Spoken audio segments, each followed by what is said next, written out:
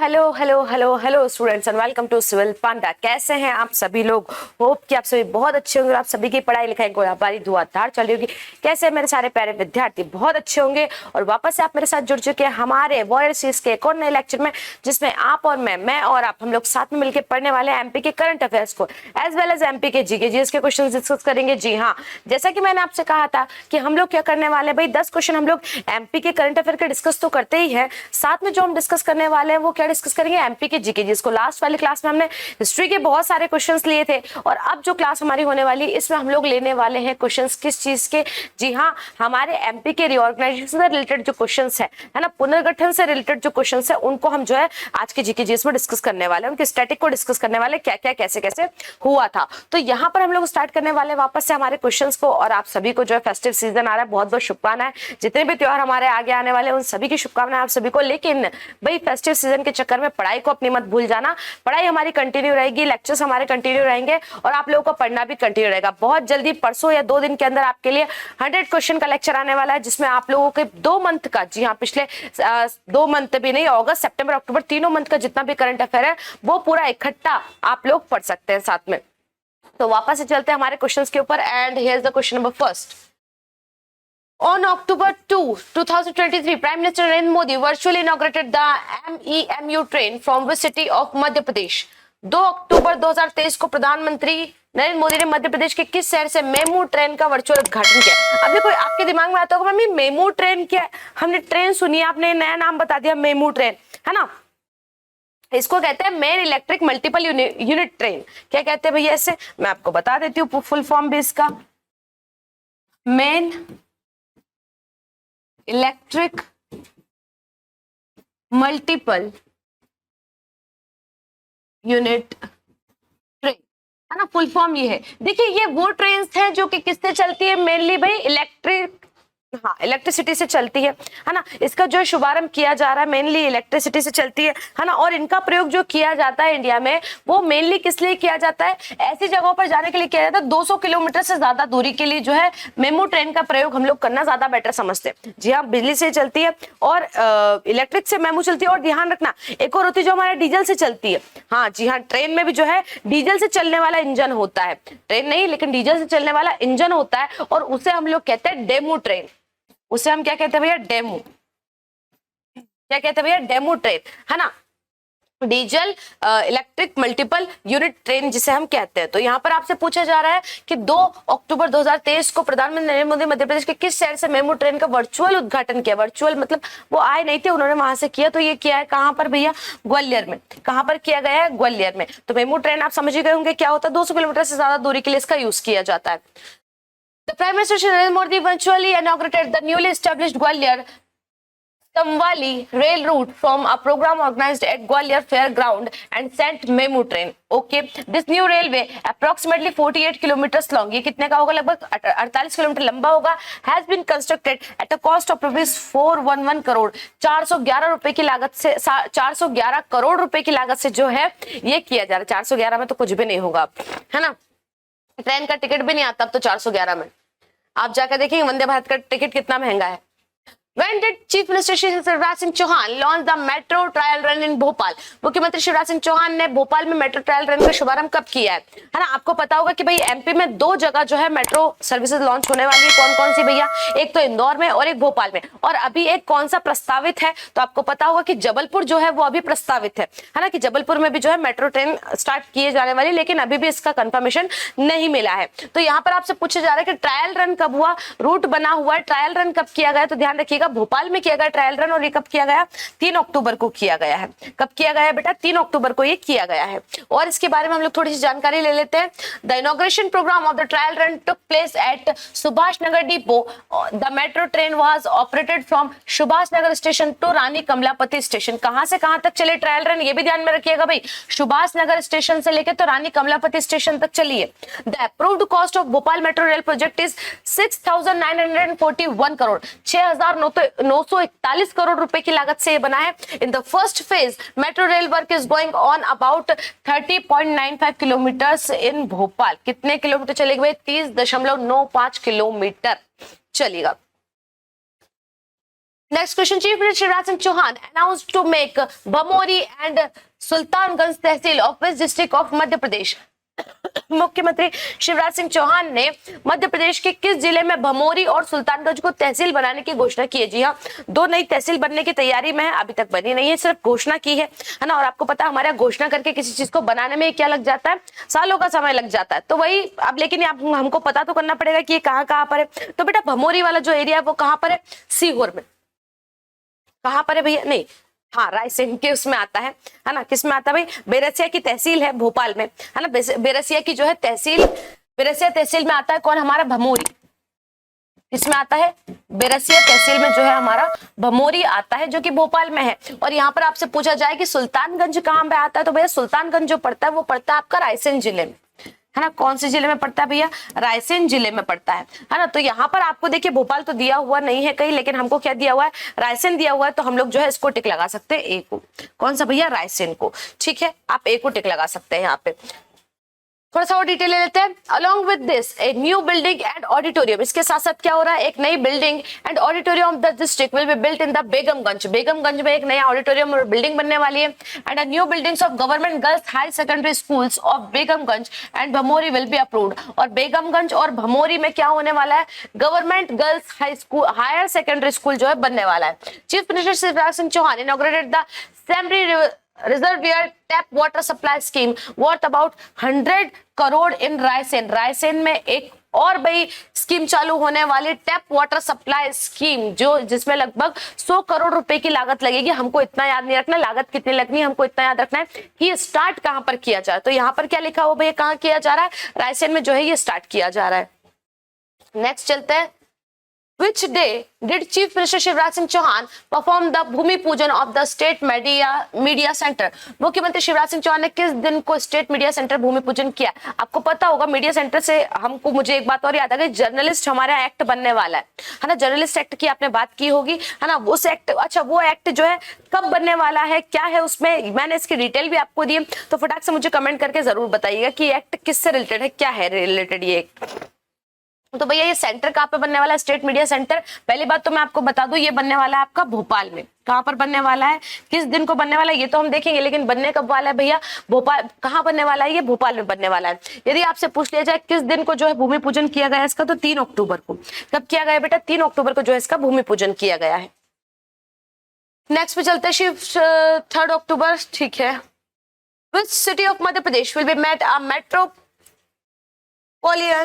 Authority? Madhya Pradesh के किस शहर को मेट्रोपॉलिटन अथॉरिटी बनाया जाएगा? अब मेट्रोपॉलिटन अथॉरिटी क्या होती है भाई? मेट्रोपॉलिटन अथॉरिटी आप बात करेंगे कि भाई सीधी सी बात है, आप समझ सकते हैं किससे रिलेटेड होगी? मेट्रो से होगी, है ना। तो किसको बनाने की बात की जा रही है? तो मैंने अभी आपको स्टार्टिंग में ही बात कर लिया था, है ना, कि एक तो हमारे यहाँ भाई बन चुका है कौन? इंदौर और भोपाल में तो जो है भाई काम चल ही रहा है हमारा, लेकिन अब जो है और किसको, अच्छा मेट्रोपॉलिटन अथॉरिटी किसको बनाया जाएगा? मेट्रो कहां पर स्टार्ट होने वाली है? जबलपुर में, लेकिन मेट्रोपॉलिटन अथॉरिटी जो बनाया जाएगा वो बनाया जाएगा आपका इंदौर को। किसको बनाया जाएगा भैया? इंदौर को जो है बनाया जाएगा। इसमें देख लेते हैं और हमारे पास क्या क्या चीजें हैं। The announcement is very important in this sense because only metropolitan authority will decide what the future Indore will be like, कि भाई आने वाला इंदौर, फ्यूचर में जो इंदौर है वो कैसा होगा। कुल मिला के जो इसकी टोटल डेवलपमेंट होती है मेट्रोपॉलिटन सिटी पर डिपेंड करती है ना।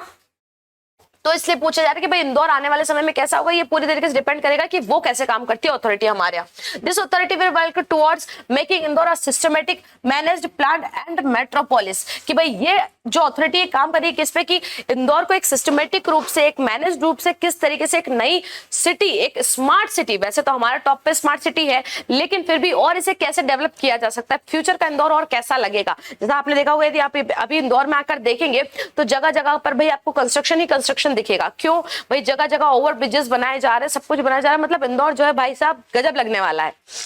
चलिए, In Madhya Pradesh, how many voters of age or above were honored at their place of residence? Madhya Pradesh में कितने वर्ष या इससे अधिक उम्र के मतदाताओं को उनके निवास पर सम्मानित किया गया, है ना। देखिए आपको पता होगा कि अभी वोटिंग वाला टाइम हमारे यहाँ आ रहा है, वोटिंग है हमारे नवंबर में, और उसके बाद जो है किसके लिए भाई आने वाला रिजल्ट भी आएगा। तो उसके लिए ऐसे वोटर्स, चूंकि आपको पता होगा अभी वोटिंग कैंपेन भी चलाया गया था, जल्दी बताना मुझे कहां पर चलाया गया था, है ना, वोटर्स को जागरूक करने के लिए। और मैं आपसे पूछना तो क्या चाहती हूँ, पूछना तो मैं यही चाहती हूँ कि ये कब चलाया गया। मैं आपको बताना चाहती हूँ कि आपको पता होगा कि भाई वोटिंग हमारा क्या एक अधिकार है और उसे हम यूज कर सकते हैं किसके लिए, गवर्नमेंट को चुनने के लिए। अब यहाँ पे गवर्नमेंट चाहती है, भाई बहुत सारे लोग होते हैं जो सोचते हैं कि ठीक है यार हमारे एक वोट ना देने से क्या होगा, लेकिन ऐसा होता भाई कई बार एक वोट से सरकार बन जाती है, एक वोट से सरकार जो है गिर भी जाती है। तो यहाँ पर वही हो रहा है कि भाई जो लोग कितने साल के 80 साल के हैं, है ना, जो लोग कितने साल के 80 साल के और 80 साल के से उम्र के, जो कि हालांकि आज के टाइम पे बहुत कम लोग होते हैं, उन सबको क्या किया गया है, सम्मानित किया गया कि आप जो है सबसे पुराने वोटर्स हैं हमारे देश के और आप वोट दे रहे इतने सालों से, आप जो है सरकार बनाने में सहायता कर रहे हैं, तो उनको जो है सम्मानित किया गया 80 साल से ऊपर वालों को उनके निवास स्थान पे जा जाके। On October 1 international day of older person, भाई इंटरनेशनल डे था ओल्डर पर्सन का। Felicitation ceremony for senior voters above 80 years of age was organized in the auditorium of RCVP Noronha administration academy Bhopal. इतना याद रखना है कहां पर, भोपाल में किया गया। कितनी एज वालों को, 80 से ऊपर वालों को। Recently, which division's Anju Yadav got the first position in the Chief Minister's Innovation Award 2023? मुख्यमंत्री नवाचार पुरस्कार 2023 में किस संभाग की अंजू यादव ने प्रथम स्थान प्राप्त किया? इससे हमको एक बात समझ में आ गई कि जो हुआ है इनोवेशन में, इसमें फर्स्ट कौन आया है भैया? अंजू यादव आई है। कौन आया है? अंजू यादव आई है। तो मैम फर्स्ट प्राइज आया तो सीधी सी बात है सेकंड और थर्ड प्राइज भी दिया ही गया होगा। जी हाँ, सेकंड प्राइज जो दिया गया वो दिया गया है किसको भैया? वर्षा साहू को। किसको दिया गया है? वर्षा साहू को।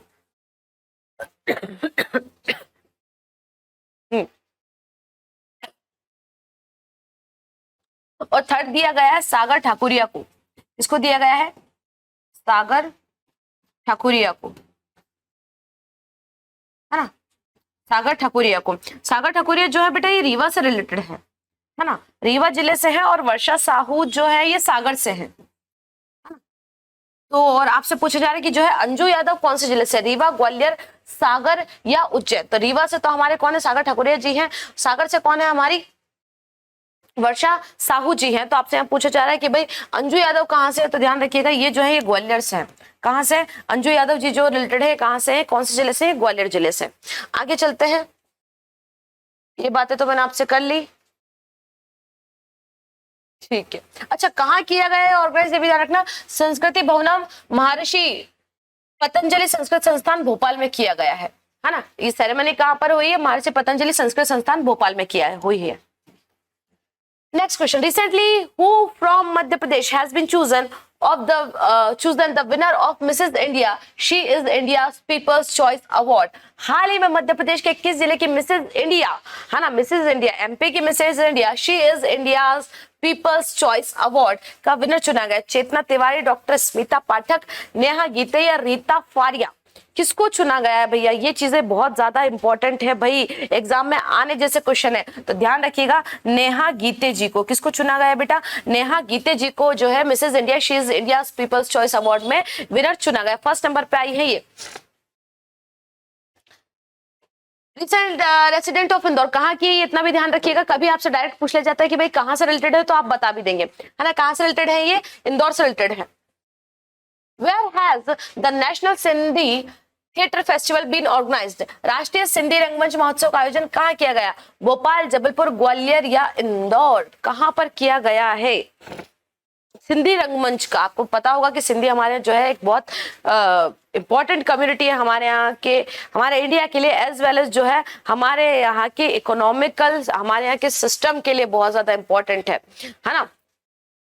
क्यों? क्योंकि भाई ये लोग क्या होते हैं? ये लोग मेनली व्यापारी होते हैं ना, बिजनेसमैन होते हैं, और आपको पता है कि बिजनेस का कितना बड़ा हाथ है हमारे देश को चलाने में, तो हमारे लिए इंपॉर्टेंट हो जाते हैं। आपसे पूछा जा रहा है कि भाई ये जो है कहाँ पर किया जाएगा? तो ये किया जाएगा भोपाल में किया जाएगा। कहाँ किया जाएगा बेटा? भोपाल में किया जाएगा। The cultural organized by the Sindhi Rang Samuh Sansthan of Bhopal started with fitting the tribute at late Shri Sundar Agnani ji. किनको दिया गया भाई ट्रिब्यूट? सुंदर अगनानी जी को दिया गया। Revered writer whose contribution to literature and theatre continue to resonate. एक ये राइटर थे और एक लिटरेचर थे। ये इनमें इन्होंने क्या किया था भाई, लिटरेचर के बारे में, समाज के बारे में, सिंधी समाज के बारे में काफी कुछ लिखा, जिससे क्या हुआ भाई, देखो हम कहते हैं ना जो लिटरेचर होता है, साहित्य जो होता है वो समाज का दर्पण होता है, ऐसा कहा जाता है ना, मिरर होता है कि भाई समाज में क्या चल रहा है उसका दर्पण कौन बताता है आपको? साहित्य बताता है। तो बहुत इंपॉर्टेंट हो जाता है हमारे लिए ये। कौन? श्री सुंदर अगनानी जी। इतना ध्यान रखना आपको, किसके लिए किया गया है? श्री सुंदर अगनानी जी के लिए किया गया। कौन है ये भैया? Writer. In which city has the executive meeting of Madhya Pradesh Cow Promotion Board been organized? Madhya Pradesh में गौ संवर्धन बोर्ड की कार्यकारी बैठक किस शहर में आयोजित की गई? गौ संवर्धन बोर्ड। अच्छा ये बना कब था, ये पूछ लिया जाए तो आपसे, तो ध्यान रखिएगा बेटा 2004 में बना था ये, है ना, अक्टूबर 2004 में जो है इसको बनाया गया था गो संवर्धन बोर्ड का। और यदि आपसे पूछ लिया जाए कि भाई हमारे यहाँ का गो संवर्धन बोर्ड का जो है अध्यक्ष कौन है, तो अवधेशानंद जी हैं, है ना। कौन है भैया अध्यक्ष? कौन है इसका चेयरपर्सन? कौन है भाई? अवधेशानंद शानंद। अवधेशानंद जी हैं। कहां पर किया गया है? इंदौर, पन्ना, ग्वालियर या भोपाल? ये पूछा जा रहा है आपसे, जल्दी बता दो भैया कहां पर किया गया। तो ध्यान रखिएगा, आप समझ गए होंगे कि मैम ये जो किया गया है ये भोपाल में ही किया होगा 110%।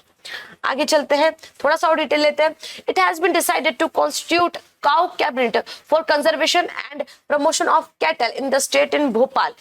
क्या बनाया चाहता है भाई? काउ कैबिनेट बनाई जानी चाहती है।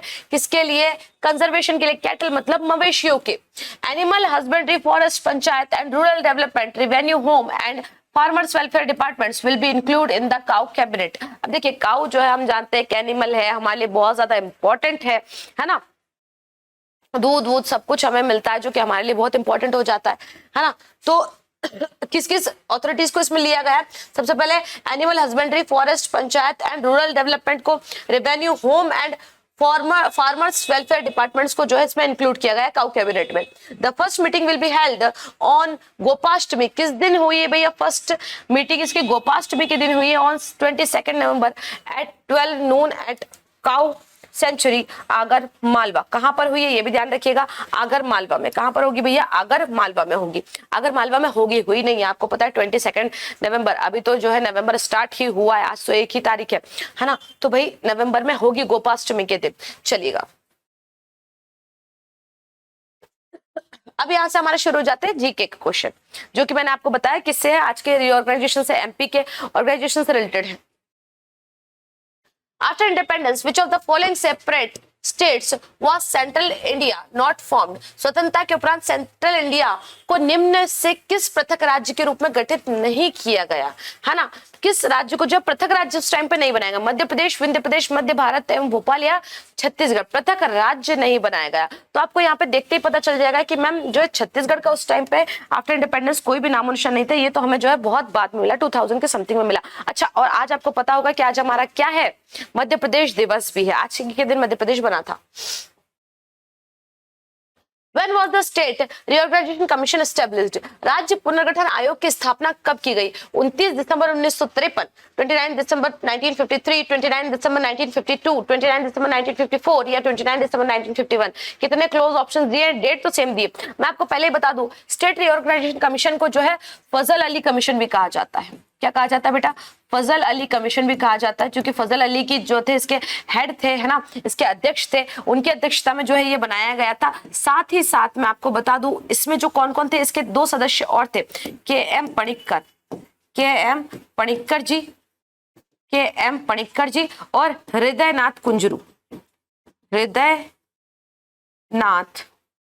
कुंजरू जी जो थे इसके क्या थे भैया? अध्यक्ष रहे हैं इस कमेटी के, है ना। तो देखिए आपको पता है कि इससे पहले कई सारी कमिटीज और बनी थी जिन्होंने जो है स्टेट्स का डिवीजन, है ना, लिंग्विस्टिक बेसिस पे मना कर दिया था कि लैंग्वेज के बेसिस पे जो है स्टेट्स को डिवाइड नहीं किया जाएगा। ऐसी बहुत सारी कमेटी बनी, जेवीपी वगैरह बनी थी हमारे यहाँ, जिन्होंने मना कर दिया था। लेकिन बाद में क्योंकि आपको पता होगा कि भाई आंध्र प्रदेश जब बनाया गया उसके बाद से क्या हुआ था, बहुत ज्यादा मांग उठने लगी थी कि अब तो जो है स्टेट्स को लैंग्वेज के बेसिस पे डिवाइड कर दिया जाए, अलग अलग स्टेट्स जो है लैंग्वेज के बेसिस पे बना दिए जाए। उस टाइम पे जो है ये कमेटी बनाई गई थी जिसने कहा कि नहीं भाई अब हमको जो है एडमिनिस्ट्रेशन के बेसिस पे नहीं बनाना, अब हमको लैंग्वेज के ही बेसिस पे बनाना पड़ेगा, क्योंकि जो है गवर्नमेंट पे बहुत ज्यादा ये कहिए प्रेशराइज कर दिया था लोगों ने गवर्नमेंट को। तो ये कब बनाया गया था बेटा? 1953 में। कब बनाया गया था भैया? 1953 में। चलिएगा, Which category of state was given to Bhopal after independence? स्वतंत्रता के पश्चात भोपाल को किस श्रेणी के राज्य का दर्जा दिया गया? देखिए वैसे मैं बताऊं तो आपको जब हमें इंडिपेंडेंस मिली थी तो पूरे पार्ट को एक साथ जो है मैनेज करना बहुत ज्यादा मुश्किल हो रहा था, है ना। तो हमने क्या किया था, उसे A B C D part में डिवाइड कर दिया था पूरे इंडिया को, ए बी सी और डी पार्ट में। ए पार्ट में हमने वो एरिया रखा था जो कौन सा था भाई? ब्रिटिशर्स वाला था। कौन सा था भाई? ब्रिटिशर्स के अंडर था डायरेक्टली। जैसे मैं आपसे बोलूं मद्रास, कोलकाता, है ना, बंगाल वाला जो एरिया था वो डायरेक्ट ब्रिटिशर्स के अंडर में था, है ना, मतलब ब्रिटिशर्स का ही वहां पे राज था, वहां पे कोई राजे रजवाड़े नहीं थे। तो हमने पार्ट ए में उसको उन वाले राज्यों को रखा जो क्या थे, डायरेक्ट ब्रिटिशर्स के अंडर में थे। तो इनको जो है इंडिया में मिलाना बहुत ईजी रहा, क्योंकि सिर्फ एक कागज पे साइन हुआ कि हाँ ब्रिटिशर्स हमको छोड़ के जा रहे हैं, अंग्रेज हमको छोड़ के जा रहे हैं, तो वो डायरेक्टली इंडिया में आ गया। बी वाले पार्ट में कौन से एरियाज थे भाई? बी वाले पार्ट में वो थे प्रिंसियल स्टेट्स। कौन से थे भैया? प्रिंसियली स्टेट्स थे। प्रिंसियली स्टेट्स बोले तो, है ना, राजे रजवाड़े रियासतें थी, है ना, जो कहीं ना कहीं क्या थी तो अंडर में किसके? ब्रिटिशर्स के। लेकिन भाई एक वो कहते हैं ना, वो पपेट रूलर बन के रह गए थे ब्रिटिशर्स के, मतलब कई हड़प नीति के चलते, कई किसी रीति के चलते जो ब्रिटिशर्स ने उनको अपने अंडर ले लिया था, और लेकिन राज वही कर रहे थे, लेकिन टैक्सेस वगैरह ये सब कौन लेता था? ये सब ब्रिटिशर्स लेते थे। तो जब ब्रिटिशर्स गए तो ये लोग क्या हो गए? स्वतंत्र हो गए, इंडिपेंडेंट हो गए। तो इनको जो है कहा गया कि आपकी इच्छा है तो आप किस में मिल सकते हैं? इंडिया में। आपकी इच्छा है तो आप पाकिस्तान में जा सकते हैं, या आपकी इच्छा है तो आप एक इंडिपेंडेंट स्टेट भी बनकर रह सकते हैं। वहीं पे बात करते हैं जब हम सी वाले टाइप की, तो सी वाले टाइप में जो थे हमारे क्रिटिकल जोन्स थे, जो क्या चाह रहे थे भाई? कि जो चाह रहे थे पाकिस्तान में मिलना। अब देखिए पाकिस्तान में यदि मिलना होता तो आपको पता भाई ये वाला जो हमारा एरिया है, ये वाले एरिया के जो स्टेट्स हैं उनका पाकिस्तान में मिलना इजी रहेगा, है ना। क्यों? क्योंकि भाई वो किस पे है? बॉर्डर पे है हमारी। लेकिन भाई यहाँ पर हमारा भोपाल है और भोपाल कहता है कि मैं पाकिस्तान में मिलूंगा या मैं इंडिपेंडेंट स्टेट रहूंगा, मैं इंडिपेंडेंट कंट्री बन जाऊंगा। तो क्या ये पॉसिबल है क्या? सोचिए, यदि हमने उस टाइम पे भोपाल को नहीं मिलाया होता हमारे इंडिया में, तो आज भोपाल जो है हमारे देश के बीच में एक भोपाल अलग से पाकिस्तान होता, छोटा सा, है ना। या ये कहो कि भाई एक अलग से हो सकता है देश होता, और कोई सा सोचो यहाँ से 250 किलोमीटर दूर एक दूसरा देश होता, हम चार्टर्ड बस से एक दूसरे देश में जा रहे होते, कितना अजीब लगता। ऐसे बहुत सारे एरियाज थे, जैसे जम्मू एंड कश्मीर हो गया, जूनागढ़ हो गया, भोपाल रियासत हो गई, जिन्होंने बहुत ज्यादा प्रॉब्लम्स क्रिएट की थी, तो उनको किस में रखा गया? पार्ट सी में। और पार्ट डी में किसको रखा गया? पार्ट डी में किसी को नहीं, डायरेक्ट आपके अंडमान और निकोबार वाला जो समूह था, कौन सा था बेटा? अंडमान एंड निकोबार वाला जो एरिया था उसको रखा गया था किसमें? पार्ट डी में। तो इसने तो जो है कोई भी प्रॉब्लम क्रिएट की ही नहीं। इसने क्या नहीं किया? इसने कोई भी प्रॉब्लम क्रिएट नहीं।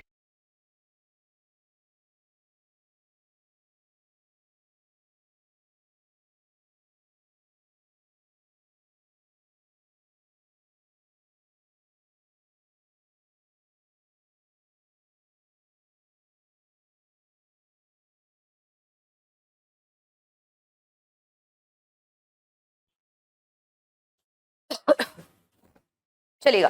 तो भाई आपसे पूछा जा रहा है स्वतंत्रता के भोपाल को किस में रखा गया? तो आपको पता होगा उस समय पे जब हमारा भारत आजाद हुआ था, भोपाल के जो हेड थे भाई, भोपाल के जो नवाब थे वो कौन थे? नवाब हमीदुल्ला खां। कौन थे बेटा? नवाब हमीदुल्ला खां जो थे उस टाइम पे भोपाल के नवाब थे। तो ये इनका जो है डायरेक्ट बातचीत थी वो किससे थी भैया? जिन्ना से थी। और उन्होंने इनसे क्या कहा था कि तुम जो है इधर आ जाओ पाकिस्तान साइड, और या तो फिर इसको जो है पाकिस्तान में मिला दो। तो मैं क्या करूंगा, पाकिस्तान को तो किस में मिलाया जाएगा कि भाई हमीदुल्ला खां जी ने, जिन्ना ने क्या किया था, इनको एक लालच दिया था कि तुम इधर आ जाओ भाई पाकिस्तान में, और क्या बना दिया जाएगा? तुम्हें पाकिस्तान का गवर्नर बना दिया जाएगा। लेकिन बाद में जो जिन्ना खुद ही पाकिस्तान के गवर्नर बन गए, और फिर जो है इनको फिर लालच दिया कि तुम्हें जो है सिंध विंध कई काम गवर्नर बना देंगे। तो इसके चलते बहुत ज्यादा क्या है, इन्होंने हल्ला खड़ा कर दिया था कि नहीं मैं तो पाकिस्तान में मिलूंगा, ये सब करूंगा।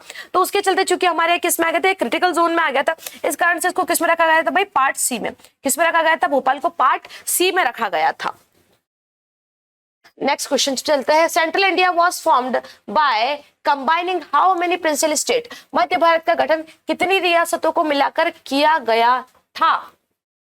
25, 20, 21 या 23। मध्य भारत जो हमारा बना हुआ था भाई, जो इधर वाला एरिया था मध्य भारत वाला जो था, है ना भाई, इधर वाला जो एरिया था पार्ट बी का, वो कितनी रियासतों को मिलाकर बनाया गया था? वो 25 रियासतों को मिलाकर बनाया गया था बेटा। कितनी रियासतों को मिलाकर बनाया गया था? 25 रियासतों को। और इसमें सबसे बड़ी 2 रियासतें थी।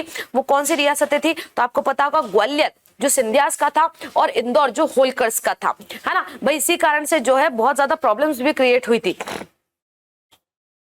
कि जो है पार्ट बी वाले एरिया में था। पार्ट बी वाले एरिया में 2 बड़ी रियासत थी, है ना। पार्ट बी वाले एरिया में 2 बड़ी रियासत थी। कौन कौन सी भैया? एक थी आपकी होलकर जो कि इंदौर वाले एरिया में थे, और दूसरे थे आपके सिंधियास जो कौन से एरिया में थे भैया? ग्वालियर वाले एरिया में थे। होलकर वाला जो एरिया था, है ना, इंदौर वाला जो एरिया था, ये बड़ी ताकत थी, सिंधियास भी बड़ी ताकत थे।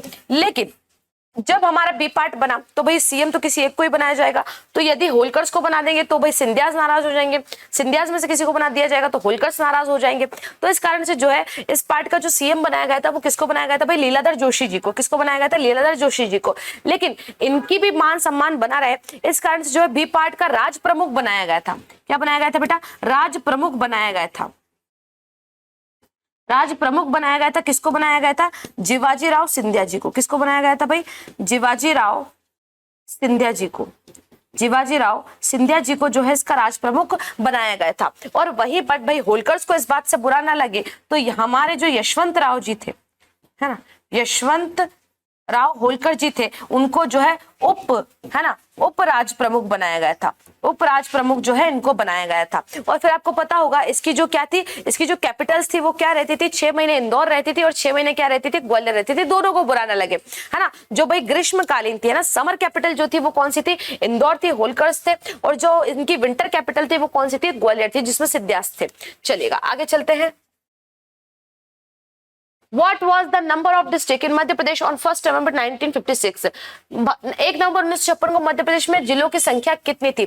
जब एमपी बना ही था, आपसे पूछा जा रहा है 1 नवंबर 1956 को एमपी बना था, आप जानते हैं। और उसी टाइम पे जो है कितने जिले थे, है ना। तो यहाँ पर ध्यान रखिएगा महाकौशल, है ना। चलिए ये बात हम बाद में करेंगे, लेकिन आपको पता होगा कि जिलों की संख्या कितनी थी भाई। बाद में जिले बढ़ते गए, फिर सीजी भी अलग हुआ, उसके बाद भी कई सारे जिले बने, लेकिन इस समय पे जिलों की संख्या जो थी वो हमारे थी 43। कितनी थी भैया जिलों की संख्या? हमारे 43।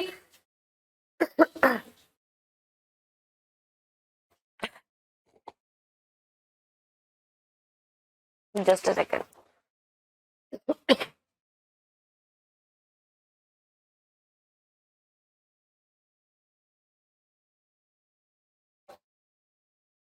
चलिएगा, है ना, जिसमें से कुछ ये कहिए कि 16 जो है मध्य भारत के थे और उधर के जो थे 27 समथिंग जो थे किसके? महाकौशल के थे। तो उन दोनों को मिला के कितना? 43 हमारे यहाँ पे जिलों की संख्या थी 1 नवंबर 1956 को। नेक्स्ट पे चलते हैं। What was the number of district in Madhya Pradesh till 1972?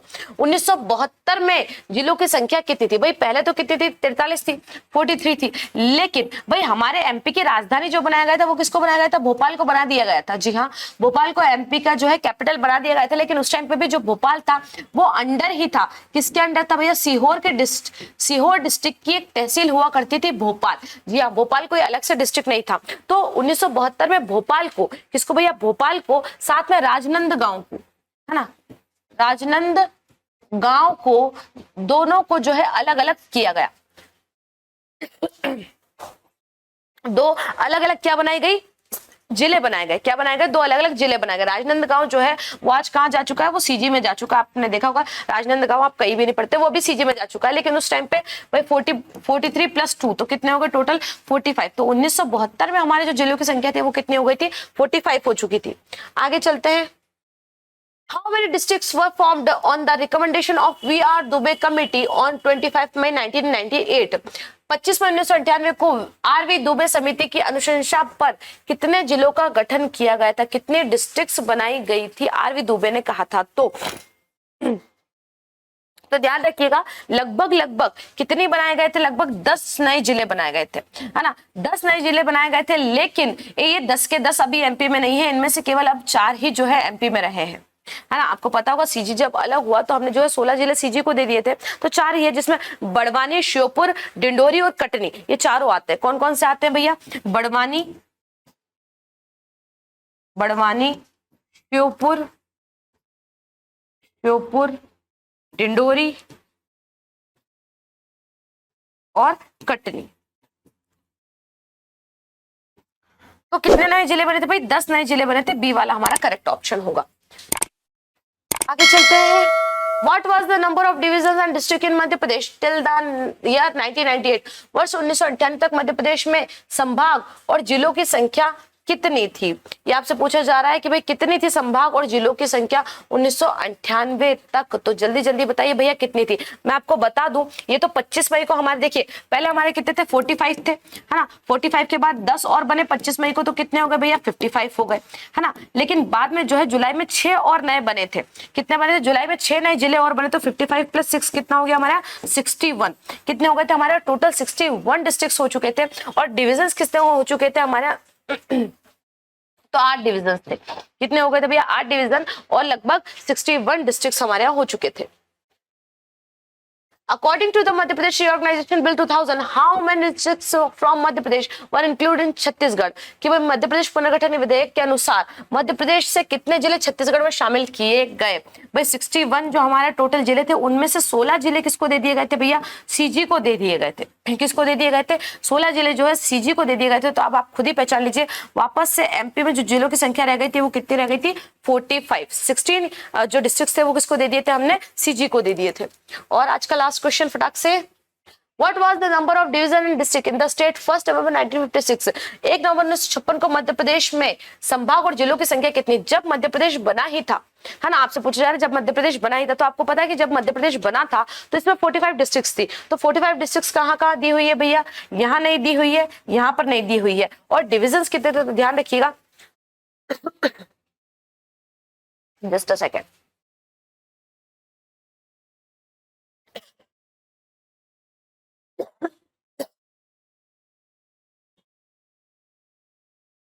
हे प्रभु आपका सहारा, इसमें गलत दिया हुआ वैसे, पर कोई बात नहीं। ए वाला आंसर है हमारा, है ना। 9 डिवीजन 45 डिस्ट्रिक्ट्स थी, चलेगा। सो इसके अलावा जो है आज का हमारा लेक्चर हम बोलते हैं यहीं पर खत्म। Thank you so much for watching. हमारा जो थोड़ा सा गला खराब हो रहा है, इस वजह से बहुत ज्यादा एक्सप्लेनेशन हमने नहीं किया, बट मेरे हिसाब से इतना एक्सप्लेनेशन भी काफी है। एक एक क्वेश्चन को इतना इतना डिटेल में पढ़ना काफी होता है आपके लिए। सो वापस से मिलेंगे नेक्स्ट लेक्चर में। लेकिन यदि आपको इसकी पीडीएफ चाहिए तो आप कहाँ जाएंगे? आप सिविल पांडा का जो है टेलीग्राम चैनल ज्वाइन कर लीजिए, जहाँ पे आपको पूरे क्वेश्चन की पीडीएफ मिल जाएगी। जी हाँ, नेक्स्ट लेक्चर मिलेंगे, तब तक के लिए थैंक यू सो मच। जय हिंद।